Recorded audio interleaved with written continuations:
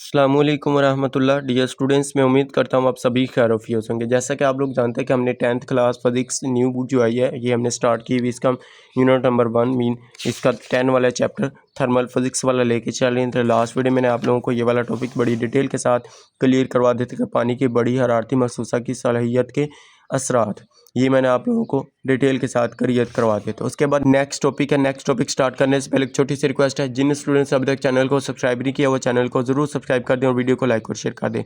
Topic है जी हालत में तब्दीली। अब हालत में तब्दीली कब आएगी? जब कोई मादा जो हमारे पास है, मेटल है, वो हरारत को जज़ब करेगी या ख़ारिज करेगा, फिर ही जाके हमारे पास क्या होगी, हालत में तब्दीली आएगी। तो यहाँ से आप लोगों ने इसकी ये लाइन याद कर लेनी है। शॉर्ट और एमसीक्यूज़ पॉइंट ऑफ व्यू से ये आप लोगों का टॉपिक इंपॉर्टेंट है। इसको आप लोगों ने क्या करना है, शॉर्ट और एमसीक्यूज़ पॉइंट ऑफ व्यू से इसको क्लियर करना है। जब मादा हरारत जज़ब या खारिज करता है तो इसके एटम्स या मॉलिक्यूल्स की काइनेटिक एनर्जी में तब्दीली आती है, जिसके नतीजे में मादे की हालत क्या होती है, तब्दील हो सकती है। तो ये आप लोगों ने शॉर्ट के पॉइंट ऑफ व्यू से या एमसीक्यूज़ पॉइंट ऑफ व्यू इसको क्लियर कर लेना है। उसके बाद हालत में तब्दीली कब आएगी, मादे की हालत में तब्दीली कब आती, किस तरह से, इसको हम इस डायग्राम से समझे। अब इसमें देखिए एक पास क्या ठोस मेटल, अब ठोस में पार्टिकल होते हैं बिल्कुल तरतीब के साथ और करीब करीब होते हैं। अब इसमें चेंज किस तरह से आएगी, इसकी हालत में तब्दीली किस तरह से होगी। नीचे से हम क्या करेंगे, हरारत देंगे, इसको टेम्परेचर देंगे। जैसे हम इसको नीचे से हीट अप करेंगे तो ये क्या करेंगे, पिघलना स्टार्ट होगी। जैसा कि फॉर एग्जांपल हम ले लें, ये यहाँ पे क्या, ये हम बर्फ़ ले लेते हैं जी, ये बर्फ़ पड़े हुए हैं, बर्फ़ के ओले पड़े हुए हैं, बर्फ़ पड़ी हुई है। तो इसको हम नीचे से जैसे ही हीट अप करेंगे तो ये क्या करेंगे, आपस में दूर दूर होना स्टार्ट हो जाएंगे। तो पिघलने का अमल स्टार्ट होगा तो ये किस में चेंज हो जाएगा, इसमें। जैसे ही इसमें चेंज आएगा तो इसमें क्या आ जाएगी, एनर्जी में इजाफा हो जाएगा। अब एनर्जी में इजाफा कब हो सकता है, ये एमसीक्यूज़ बन के आ सकता है कंसेप्ट के लिहाज से। जैसे हम इसके ऊपर टेम्परेचर अप्लाई करेंगे फिर एनर्जी में इजाफा होता है। मीन काइनेटिक एनर्जी कब इसमें चेंज आता था, काइनेटिक एनर्जी तब्दील कब होती थी, जब हम नीचे से टेम्परेचर अप्लाई करते थे। मैंने आप लोगों को प्रीवियस एक लेक्चर के अंदर बड़ी डिटेल के साथ क्लियर करवाया था। अब जैसे हम इसके ऊपर टेम्परेचर अप्लाई करेंगे तो एनर्जी में इजाफा आएगा। तो फिर ये जो मॉलिक्यूल्स होंगे जो इसके अंदर ठोस मेटल में पड़े हुए हैं वो इस तरह की शक्ल इख्तियार कर लेंगे। अब इस तरह की शक्ल में किस तरह से होते थे, माया की हालत में, माया मेटल में इस तरह से हमारे पास होते हैं। मीन लिक्विड में इस तरह के मॉलिक्यूल्स पड़े होते थे।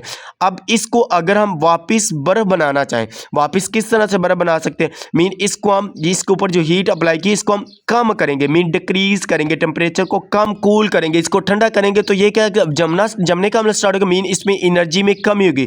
पहले हमने टेम्परेचर अप्लाई किया, टेम्परेचर हमने इसके ऊपर अप्लाई किया, यहाँ से हमने टेम्परेचर बढ़ाया तो इसमें एनर्जी में इजाफा हो गया। टेम्परेचर कम किया फिर क्या होते हैं, एनर्जी में कमी आएगी तो फिर ये वापस अपनी बर्फ की शक्ल में आ जाएगी। अब इस अमल को हम क्या कहते हैं, माया से ठोस जिस्म में कोई जिस्म जाता है, तब्दील होता है, तो इस अमल को हम क्या कहते हैं, यहाँ पे आप देख लें, माया में जब ठोस में जाते हैं इसको हम कहते हैं सॉलिडिफिकेशन। अब ये लिखा हुआ है नीचे सॉलिडिफिकेशन, इसको हम पढ़ते हैं। अभी मैं आप लोगों को कंसेप्ट के लिहाज से कर लूँ।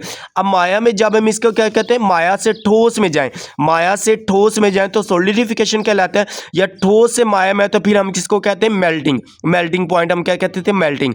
हमारे पास ठोस से माया में है तो इसको मेल्टिंग कहते हैं, तो माया से ठोस में है तो सॉलिडिफिकेशन कहते हैं। इसको आप लोग एमसीक्यूज़ पॉइंट ऑफ व्यू या कंसेप्ट के लिहाज से आसान वर्डिंग में याद करने के लिए ये आप लोग पॉइंट याद कर सकते हैं।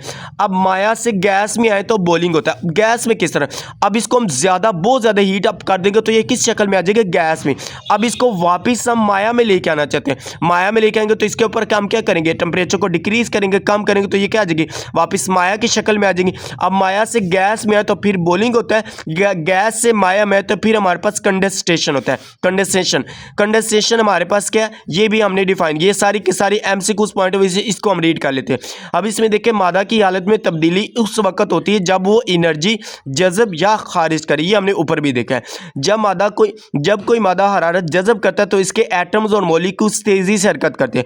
अब हरकत किस तरह से तेजी से करेंगे, जैसे हम नीचे से कोई हीट अप्लाई करेंगे, हरारत देंगे, फिर भी वो क्या करेगा, मॉलिक्यूल्स तेजी से हरकत करने लगे, जिससे वो ज्यादा जगह घेर लेते हैं। मीन ठोस में मॉलिक्यूल्स क्या होते थे, बिल्कुल करीब करीब पड़े होते तरतीब के साथ, लेकिन माया में ज्यादा जगह घेरते थे, लेकिन इसके मॉलिक्यूल्स बेतरतीब रैंडमली मूव आगे पीछे कर सकते हैं। ये मैंने आप लोगों को डिटेल के साथ क्लियर करवाए हुए हैं, ठोस में भी, माया में भी, गैस में भी, तो तीनों में हमने इसमें देखे थे।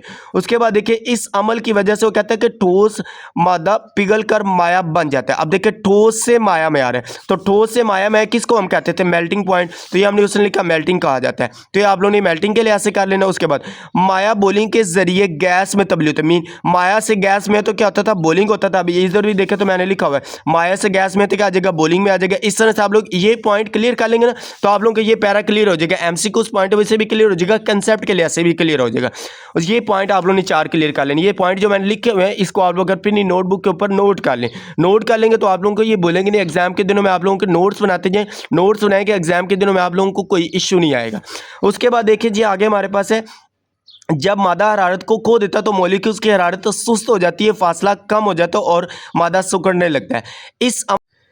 इस अमल की वजह से गैस कंडेंस होकर माया बनती है। अब देखिए गैस से माया में आ रहा है, तो गैस से माया में है तो हमने क्या कहा, कंडेंसेशन का अमल कहलाता है। तो ये आ गया। उसके बाद और माया मजीद ठंडा होने पर ठोस बन जाता है, जिससे हम क्या कहते हैं, अब देखिए माया से ठोस में आ रहे हैं तो माया से ठोस में क्या आता है, सॉलिडिफिकेशन हमारे पास आ जाएगा।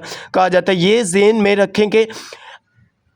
में रखें कि इंटरमॉलिक्यूल्स फोर्सेस ठोस मादों में सबसे ज़्यादा मजबूत होती हैं क्योंकि मॉलिक्यूल्स का बाहमी फासला सबसे कम होता है। गैसेस में फोर्सेस सबसे कमज़ोर होती हैं क्योंकि मॉलिक्यूल्स एक दूसरे से बहुत दूर होते हैं, इसीलिए गैसेस में हरारती फैलाव सबसे ज़्यादा होता है। ये मैंने आप लोगों को कंसेप्ट के लिहाज से टॉपिक, जब हमने हरारती फैलाव वाला टॉपिक पढ़ा था हमने ये टॉपिक, इसमें देखे तो मैंने क्या कहा था कि जो हमारे पास फ्लाव सबसे ज़्यादा किस में होती है, गैस में होती है, उसके बाद इससे कम माया में होती है, फिर उससे कम ठोस में होती है। अगर इधर से पढ़ना है सबसे कम हमारे पास ठोस में फ्लाव होता है, उसके बाद हमारे पास एक्सपेंशन जिसको हम फ्लाव कहते हैं, उससे ज़्यादा माया में होती है, फिर सबसे ज़्यादा किस में फ्लाव होता है, गैस में होता था। तो ये एमसीक्यू पॉइंट ऑफ व्यू से लास्ट वाले आप लोगों के लिए कर लेनी। कोई कहता है कि इसीलिए गैस में हरारती फ्लाव सबसे ज़्यादा होता है जबकि ठोस मादों में सबसे कम होता है। ठोस में गैस से कम होता है, उससे कम क्या होता है, माया में आ जाता है। तो इसमें आप लोगों ने ये एमसीक्यू पॉइंट ऑफ व्यू से ये वाली लाइन भी आप लोगों ने क्लियर कर लेनी।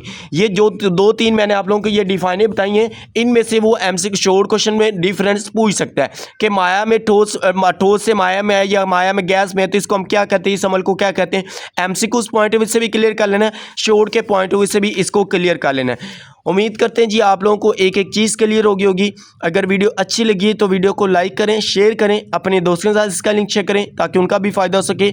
और जिन स्टूडेंट्स ने अभी तक चैनल को सब्सक्राइब नहीं किया वो चैनल को ज़रूर सब्सक्राइब कर दें और वीडियो को लाइक और शेयर कर दें। ओके जी, मिलते हैं नेक्स्ट वीडियो में। दुआओं में ज़रूर याद रखिएगा। अल्लाह हाफिज़। Thanks for watching this video.